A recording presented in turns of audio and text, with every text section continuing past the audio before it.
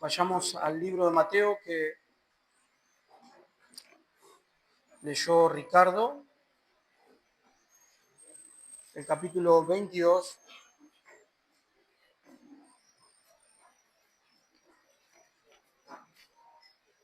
Veintisiete, perdón.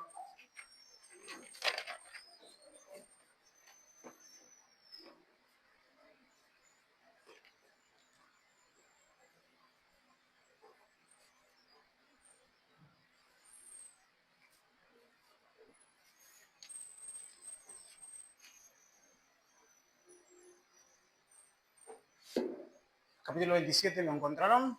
Sí, ya seguramente ahí tienen marcado Mateo, después de ya casi 2 años que venimos estudiando y predicando cada domingo este libro. Mateo 27, del versículo 27 en adelante.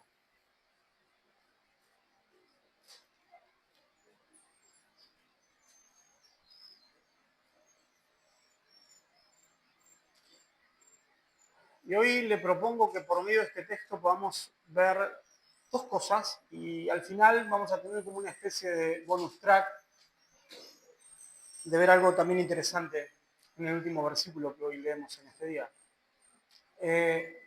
Al leer este texto vamos a ver el sufrimiento de Cristo y vamos a ver también el propósito del sufrimiento de Cristo. El mensaje de hoy se llama El Rey Burlado y seguramente si leyeron con atención cuando Ricardo leía se dan cuenta por qué. Es un título que decanta solo, pero lo que vamos a hacer es, hoy vamos a centrarnos en el sufrimiento y en la burla hacia el Señor Jesucristo. Y pensaba en el contraste que tenemos de una semana a la otra. La semana pasada, un contraste aparente, pero un poco como se decía la semana pasada, tiene que ver porque es el propósito eterno de Dios. Hablamos de la encarnación de Jesucristo, nuestro Señor, y hoy ya estamos en este tiempo de la pasión de Cristo, de las últimas horas antes de su crucifixión. Y acá empieza toda esa parte donde ya vemos agresiones físicas. Hasta ahora vimos la agresión de la injusticia para con nuestro Señor y ahora vamos a entrar en la parte donde ya empezamos a ver agresión física para con nuestro Señor. Y vamos a notar que Mateo, el evangelista, es bien explícito, creo que es uno de los evangelistas más explícitos a la hora de tener que hablar del sufrimiento de nuestro Señor Jesucristo. Pensaba en una cosa, saben que unos 30 años después de la muerte de Jesús, empezó a ponerse una herejía de moda en los tiempos o en las ciudades en las cuales el Evangelio había llegado, una herejía bíblica que decía que Jesús hombre, no había sufrido en realidad en la cruz. Era una herejía bastante esparcida, que Jesús hombre no había sufrido en la cruz. Y había dos vertientes. Una decía que Jesús dejó de ser hombre a la hora de sufrir, que de alguna manera fue ya trasladado al Padre, y otra decía que Jesús hombre dejó su lugar y vino otro hombre a ocupar ese lugar para que sea quien tenga que sufrir, para que Cristo hombre no tenga que sufrir. Así que puedo imaginarme al viejo Mateo pensando en estas cosas y quizás escuchando esto de alguno de sus discípulos, de algún otro cristiano que ha sido seducido por estas ideas que ya estaban en boga cuando Mateo era ya quizás una persona grande, una persona ya de la tercera edad. Entonces Mateo diciendo quizás con mucho enojo, pero a la vez con mucha paciencia, vení que te voy a explicar. Yo fui uno de los testigos, yo estuve por ahí. Yo sé realmente lo que pasó. Quien sufrió desde el principio hasta el final, hasta llegar a la consumación de la cruz, realmente fue Jesucristo hombre. Así que creo que por eso Mateo es quien nos va a informar de mucho detalle y vamos a ver algunos de esos detalles que me parece que son importantes. Muchas veces quizás no tenemos tiempo, quizás todos los años a pasar por textos como estos. Está bueno que cuando lo leemos podamos analizar el sufrimiento de Cristo, pero después analizar el propósito de ese sufrimiento. ya lo tenemos a Jesús ya entregado para ser flagelado por los soldados romanos. Ya Jesús pasa por los maestros judíos, ya pasa por el pretorio, y a esta altura ya nosotros empezamos a ver cómo Cristo empieza a sufrir. Pero Cristo, como dijimos hace 2 semanas atrás, Cristo no empieza a sufrir de una manera fortuita, ni cuestiones que empiezan a pasar de casualidad. Yo creo que vos tengas en mente, hermano o hermana, a esta altura ya, que cuando estamos hablando del pretorio romano, cuando estamos hablando de soldados romanos, cuando ya estamos hablando de una compañía que va a hacer sufrir a nuestro Señor, todo lo que vamos a ver a continuación, estamos hablando de profesionales puesto al servicio de una obra tan horrorosa como la que vamos a ver a continuación. ¿Sí? Las personas que van a ser o van a intentar ser los verdugos del Señor no son improvisados, son profesionales puestos para hacer este trabajo. Así que lo que vamos a ver es la realidad del sufrimiento físico y de la humillación de nuestro Señor del versículo 27 al 31. Para ver, hermanos, cómo Mateo realmente nos quiere mostrar. La verdad que Mateo tiene una maestría, y eso lo venimos viendo desde el primer capítulo, para entrelazar algunas cosas y para mostrarnos realmente lo que el Espíritu ha inspirado para que realmente nos muestre. Y hay muchas cosas que parecería que son datos anecdóticos nada más, y no podemos abarcar todas. Pero cuando la leemos muy cuidadosamente, cuando vos quizás tenés tiempo a leerla en la semana, a poder meditar, a poder cotejar quizás, hoy vamos a hacer eso también con algunos pasajes del Antiguo Testamento, te vas a dar cuenta que el Espíritu que inspiró la palabra y que utilizó a hombres, que solamente eran vasos de barro, para poder escribir las Escrituras, muchas de las cosas que dejaron, no las dejaron de casualidad, sino que las dejaron ahí realmente con un propósito específico. Y vamos a intentar ver estos propósitos en el libro de Mateo. Así que vemos la realidad de su sufrimiento y vamos a ver la naturaleza de ese sufrimiento, o el porqué o el propósito de ese sufrimiento. En el versículo 28, lo primero que vamos a ver es la vergüenza pública extrema. Dice el 27, leemos 27 también, dice: entonces los soldados del gobernador llevaron a Jesús al pretorio y reunieron alrededor de él a toda la compañía. Acá están los profesionales que van a querer hacer justicia sobre el Hijo de Dios. Y el versículo 28 dice: y desnudándole le echaron encima un manto escarlata. Así que lo primero, hermanos, que vemos es que Jesús fue desnudado. Y por ahí, para nosotros, no dice mucho o dice algo. Quizás vemos que esto es terrible, que Jesús haya sido desnudado completamente. De hecho, la escena pintoresca que nosotros vamos a tener de la crucifixión, a Jesús como una especie de pañal o de vestimenta íntima en la crucifixión, es solamente un retrato para nosotros. Jesús fue desnudado y puesto desnudo en la cruz del Calvario. Y eso era un símbolo de vergüenza en esa época, aún más que hoy, donde la desnudez tiene una sinvergüenza. Nosotros vemos eso hoy socialmente, ¿no? La desnudez social hoy no dice mucho. Pero para aquellos tiempos la desnudez era una vergüenza atroz. De tal manera que cuando la Biblia, por ejemplo, tiene que hablar de actos sexuales y más ligados a actos sexuales indignos, habla de ver la desnudez. Porque ver la desnudez era una especie de vergüenza. Así que Jesús está siendo desnudado y siendo entregado a la vergüenza. Así que dice que le quitan la túnica y podemos ver que, hermanos, primero lo laceran y después le quitan la túnica. Ni me quiero imaginar siquiera lo que debe ser que te saquen la ropa después de tener el cuerpo lacerado. ¿Se te pegó alguna vez una curita en la lastimadura y la querés sacar y está pegada ahí? Imagínate que a Jesús lo laceraron y después le quitaron la ropa. Ahí está el Hijo de Dios siendo humillado. Pero no solamente eso. El versículo 28 dice que le echaron encima un manto escarlata. Así que este era un manto escarlata muy posiblemente de un soldado romano. Quizás, como dicen algunos comentaristas, ese manto escarlata era un manto desteñido de algún soldado romano, que usaban mantos púrpuras y quizás desteñido ya quedaba en un tono rojo y ese manto fue puesto como símbolo de burla, como una especie de parodia de la realeza realmente. Era una burla que apuntaba directamente a la identidad mesiánica. Lo que los soldados romanos estaban haciendo, poniendo ese manto sobre el Señor, está diciendo, sos rey, te falta un manto. Se sacaron el manto y pusieron ese manto sobre el cuerpo del Señor Jesús lastimado. Pero esto no queda acá. El versículo 29 dice, y pusieron sobre su cabeza una corona tejida de espinas. Así que lo que ocupa, lo que sigue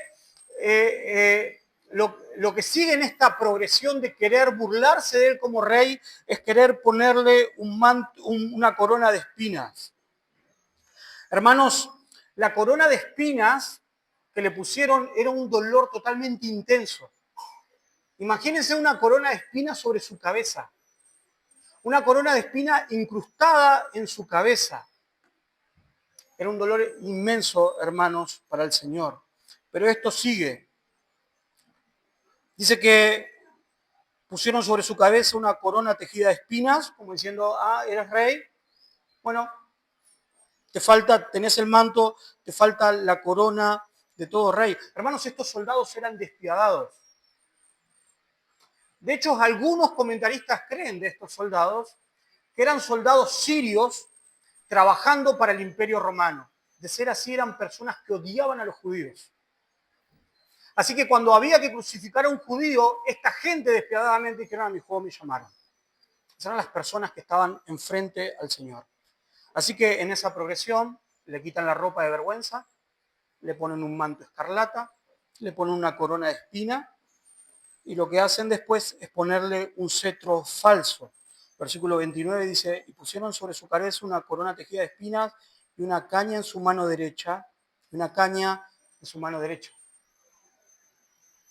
Puedo imaginarme a alguno de esos soldados con una risa burlona. ¿Sos rey? Para ser rey te falta el cetro. Así que agarraron una caña.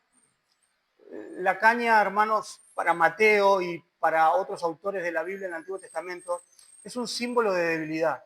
La caña es algo débil. Esto era totalmente contrario a lo que era, por ejemplo, un árbol, una caña. Era algo débil, algo que se quiebra.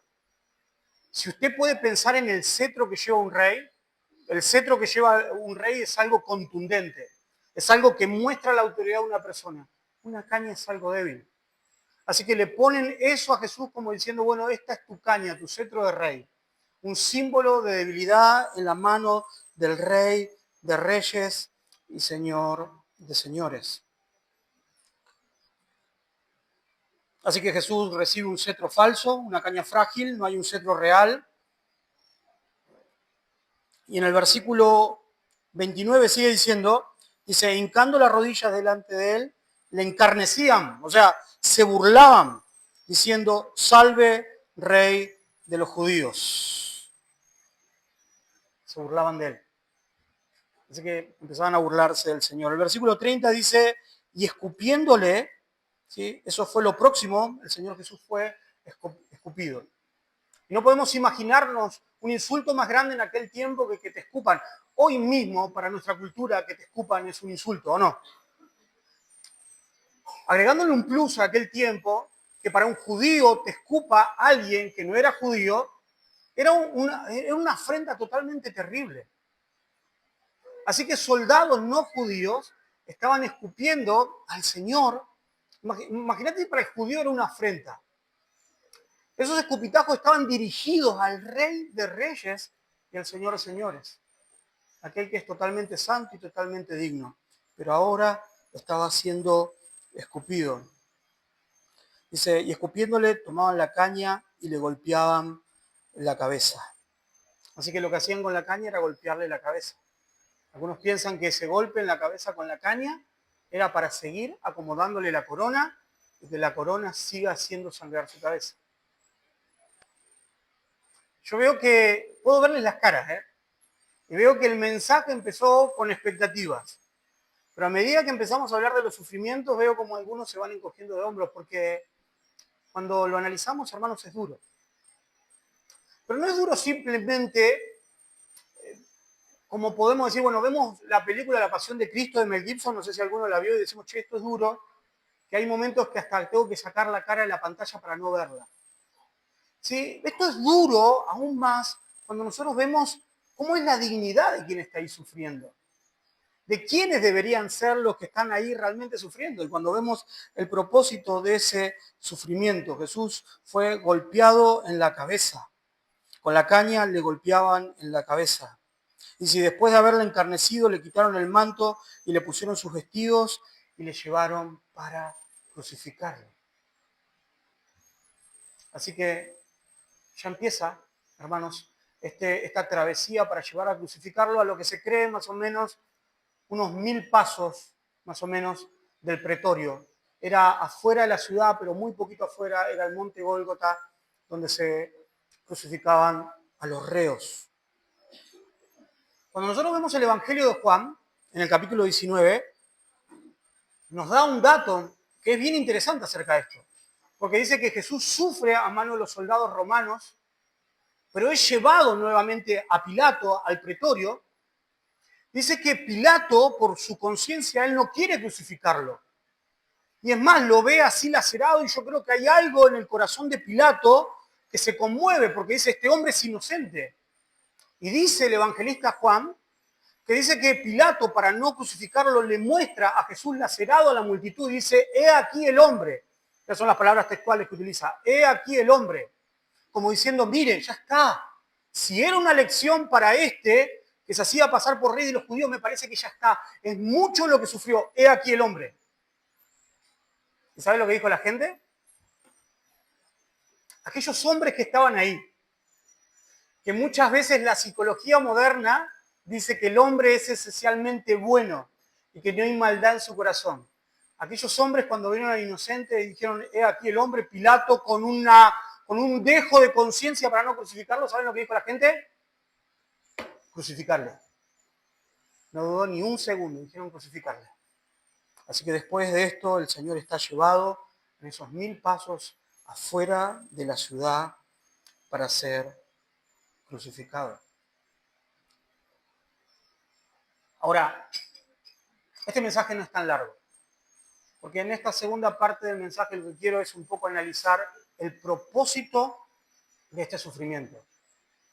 Hermanos, el propósito de este sufrimiento no era darle a la humanidad, a los 2000 años que iban a venir después de historia humana, una imagen totalmente de tristeza para ver a un hombre que está sufriendo como un ejemplo. Sino que cuando nosotros empezamos a armar el rompecabezas de la Biblia, nos damos cuenta que ahí estaba pasando algo más, que ese sufrimiento tenía un propósito. Y que Mateo, cuando empieza a hablar de estas cuestiones que para nosotros no son minuciosas, está dejando por medio del Espíritu Santo algunos datos ahí para mostrarnos algunas cuestiones interesantes, aún en el momento de la burla de nuestro Señor. Así que esto tiene un propósito. Y el propósito es un propósito redentor. Es un propósito sustitutivo. Ese es el propósito sustitutivo. Hay una palabra que yo creo que vos vas a salir de acá y no te la vas a acordar. Pero me parece válida decirla porque se ajusta al concepto teológico de lo que va a pasar después. Ya vimos el sufrimiento, la corona, el manto, la burla, los escupitajos. Ahora vemos ese propósito. Hermanos, si ese propósito es un propósito, y acá viene la palabra, es un propósito vicario. Quizás lo escuchaste a esta palabra alguna vez, o te la acordás de alguna vieja vida cuando estabas en misa a escuchar la palabra vicario. La palabra vicario es la palabra de un sustituto, de ponerse en el lugar. Así que el sufrimiento vicario es que lo que está sufriendo Jesús es poniéndose en el lugar del otro, en el lugar de los pecadores. Y vamos a poder ver esto, hermanos, quizás no en todos los detalles, pero sí en algunos detalles principales.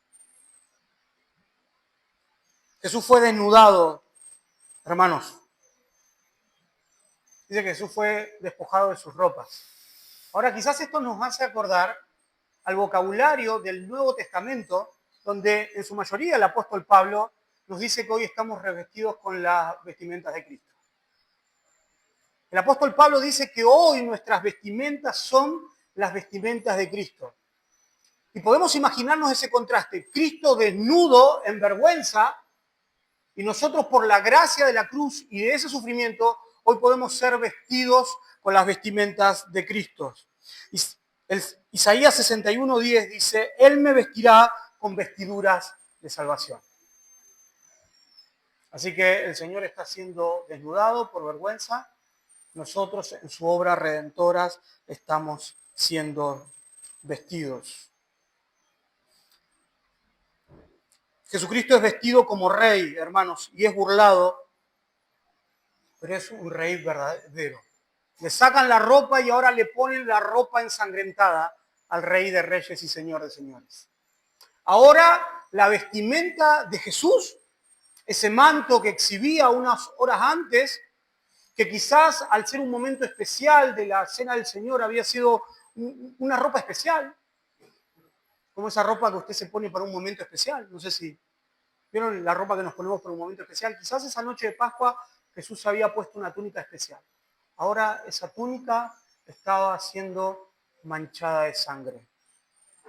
Quiero que me acompañen, hermanos. Este texto sí lo vamos a leer, los demás no. Este texto está en Isaías, capítulo 63.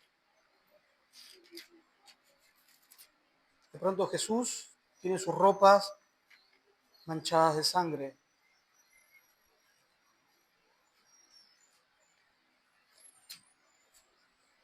Cuando más leía este texto, más me era imposible creer de que Mateo haya dejado detalles simplemente como una cuestión anecdótica.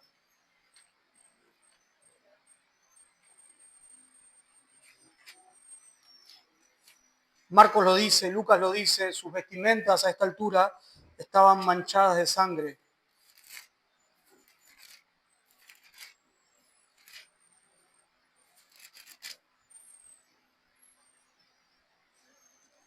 ¿Lo tienen?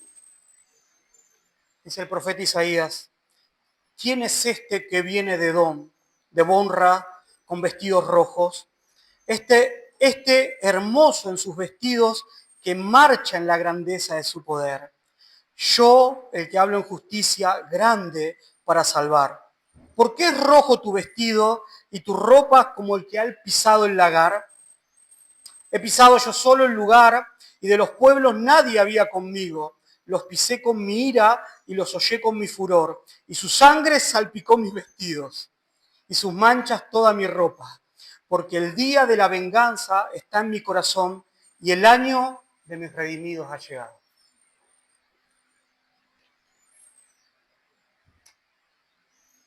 Hermanos, hay un contraste del profeta acá y lo que está pasando. De pronto las ropas, y veo, hermanos, ahí un contraste, una especie de paradoja. Los vestidos de Cristo están manchados de sangre. El profeta dice, estoy manchado con la sangre de mis enemigos. Ahora, Jesús no está manchado, y acá está la paradoja, con la sangre de sus enemigos. Jesús estaba manchando sus ropas con su propia sangre. Y dice, y la venganza, hermanos, que vemos ahí en Isaías 63, llegado el momento de la venganza, es a través del juicio, pero no un juicio, hermanos, como un Mesías poderoso, sino como un Mesías sufriente que da su sangre, y su sangre derramada es salvación para unos, por eso dice el año de los redimidos, y es justicia para otros.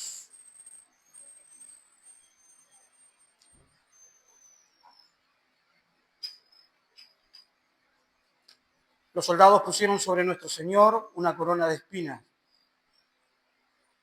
No sé si te vas a acordar algo de la corona de espinas.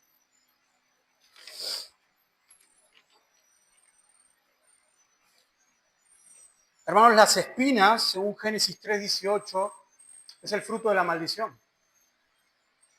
Espinas y cardos te crecerán como la maldición de la tierra, como producto del pecado. ¿Se acuerdan de esa maldición de Génesis 3? Espinas y cardos crecerán. Era una maldición. Y ahora Mateo está diciendo que sobre la cabeza del Señor había una corona de espinas. O sea, nuestro Señor, hermanos, está llevando sobre él mismo y sobre su cabeza la maldición misma de los hombres y la maldición de este mundo.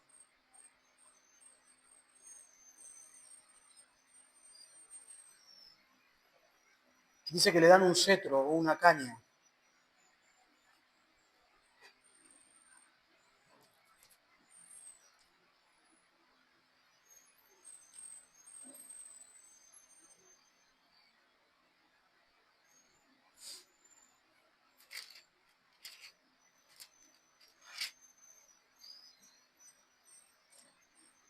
Hermanos, versículo 29 dice, pusieron sobre su cabeza una corona tejida y le dieron una caña en su mano derecha como símbolo de debilidad.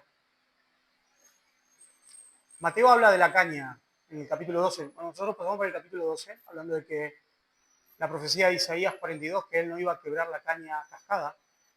Y de pronto el símbolo que él tiene, el rey, no tiene un cetro, tiene una caña.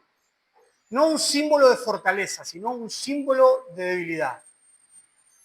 El profeta Isaías decía que él no iba a quebrar la caña cascada, hablando de aquellos débiles en la fe, él no lo iba a quebrar, él lo iba a restaurar. Y de pronto el símbolo que tiene él, creo que no de casualidad, es una caña, un símbolo de debilidad. Jesucristo, como una caña, está siendo partido en la cruz del Calvario para que ninguno de nosotros seamos quebrados por el peso de la justicia de Dios, aquellos que lo merecíamos. Eso es la gracia del Señor.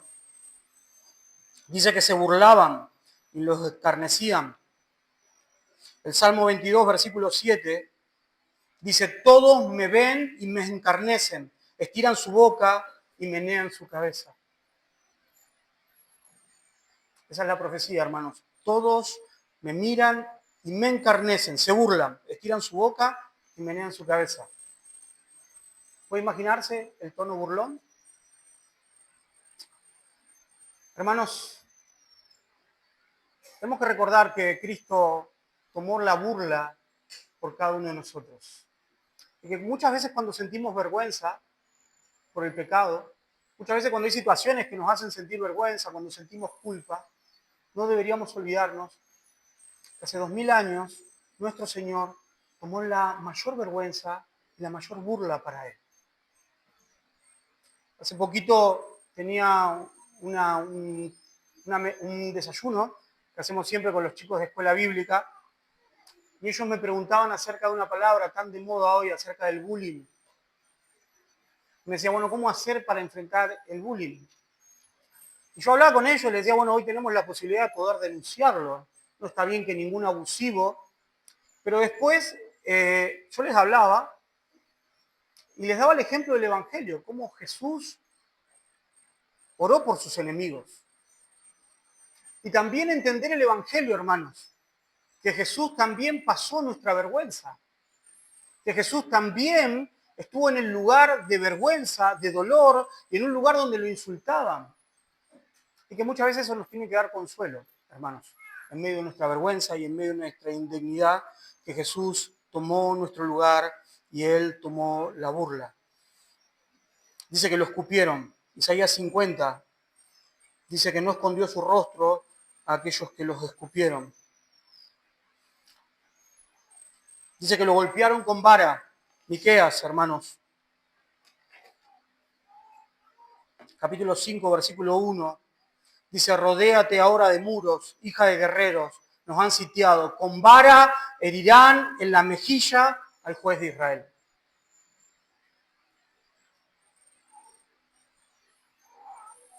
Así que lo que está pasando ahí tiene un propósito. Hermanos, es fantástico y seguramente un montón de cosas más que quedan.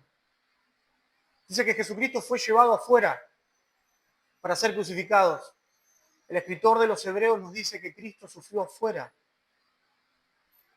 Hermanos, y vemos como la palabra del Señor. Y ustedes dicen, bueno, pastor, pero estos son datos nada más. Primero vemos los datos del sufrimiento y después vemos las profecías que conectan.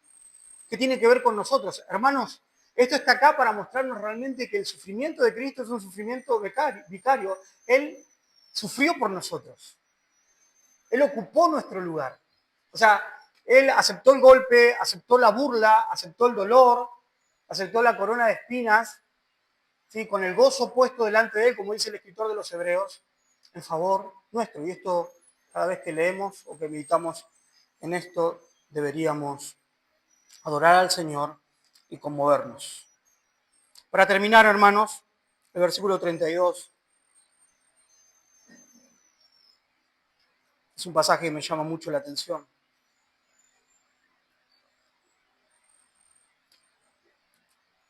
Y cuando bosquejé este capítulo, me pareció que este versículo 32 era importante, por lo menos para terminar esta predicación, porque nos muestra el propósito redentor de Cristo.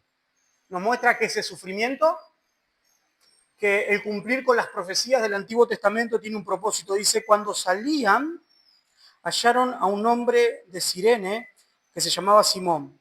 A este obligaron a que llevara la cruz. Y muchos podríamos pensar, bueno, Simón pasa por ahí y es obligado a llevar la cruz. Para esta altura, hermanos, Cristo estaba llevando esa viga, que era la viga superior, habiendo sido lacerado, y de una manera que muchos historiadores dicen que para esta altura muchos no soportaban, se desplomaban por el peso de la presión y del dolor y morían en ese momento. Y dice que los soldados romanos obligaron a un tal Simón que pasaba por ahí a llevar la cruz. Alguno podría llegar a pensar, cuánta misericordia de esos soldados. ¿Y sabés que no? ¿Sabés que esos soldados están haciendo llevar a otro la cruz porque no quieren que este hombre se desplome ahí y mueran? Quieren que pase por la indignidad de morir en una cruz. Por la cruz en la cual morían los malditos. La cruz, la cual era el elemento de tortura más grande en el Imperio Romano. Así que querían que él muera ahí. Pero quien pasaba ahí era un tal Simón de Cirene. Era un extranjero, no era judío. De Cirene hoy sería libio, sería del norte de África. Ese hombre que pasa por ahí lleva la cruz. Y para a mí acá, para terminar este mensaje, hay un mensaje glorioso. En unas semanas más, cuando veamos el capítulo 28, vamos a ver el capítulo 28, versículo 19, que es la famosa Gran Comisión. ¿Recuerdan esas palabras? Vayan por todo el mundo y prediquen ¿qué? Lleven el Evangelio y predíquenselo a toda criatura, extendiendo este mensaje de salvación a las afueras de las puertas de Israel y llevarlo a todo el mundo, a los no judíos. Pero ahora ya se está cumpliendo. Hay alguien que lleva, hermano, y yo no creo que de casualidad este hombre llevó la cruz. Marcos nos da algunos datos más. Cuando Marcos habla de este Simón de Cirene, da un dato, Marcos, en el capítulo 14. Dice que era padre de Alejandro y de Rufo. Era padre de Alejandro y de Rufo. Y en la forma de escribir de Marcos lo que está diciendo es padre de uno de nosotros. O sea, le está hablando a una audiencia que conocía. Era padre de Alejandro y de Rufo. Rufo eran seguramente unos hermanos que estaban ahí. Eran hermanos en la fe. Les dice de una manera muy coloquial. Este Simón de Cirene es padre de Alejandro y de Rufo. Y hermanos, muchos historiadores bíblicos y muchos comentaristas bíblicos de la época entienden que este Rufo, de hecho la palabra Rufo, ¿sabe lo que quiere decir? Colorado. Este Rufo era el colo. Creen que es el mismo que en el capítulo 16, versículo 13 de Romanos, Pablo está saludando, dice, salúdenme a Rufo. Que su madre es como mi madre, dice Pablo. Así que ven, hermanos, cómo hay un propósito redentor. Cristo sufre de una manera muy cruel. Esos propósitos tienen sufrimientos, cumplen la profecía del Antiguo Testamento, pero también hay un plan redentor.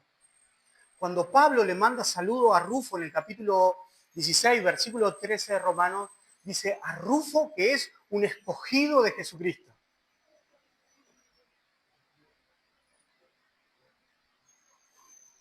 Así que Jesucristo está siendo lacerado, Jesucristo está siendo llevado a la cruz, pero Jesucristo está cumpliendo con un propósito de salvación, llegando a la casa de Simón y llegando a la casa, a la familia de Simón, para transformar la vida de unos gentiles con el Evangelio de Jesucristo. Y de esto se trata. Y para terminar esto me pareció muy interesante, hermanos. Porque en definitiva nosotros somos esos Simones. Que nosotros pensamos que somos los que llevamos la cruz, pero por la gracia y la misericordia de Dios fuimos elegidos por Dios desde antes de la fundación del mundo para que llevemos la cruz. Y el Evangelio que nuestro Señor, lastimado, burlado, desnudado y puesto en juicio en la cruz del Calvario por nosotros, trajo bendición y trajo salvación a muchos de nosotros y a muchas de nuestras familias. Así que así como estamos, hermanos, quiero que cierren sus ojos y oremos en acción de gracia.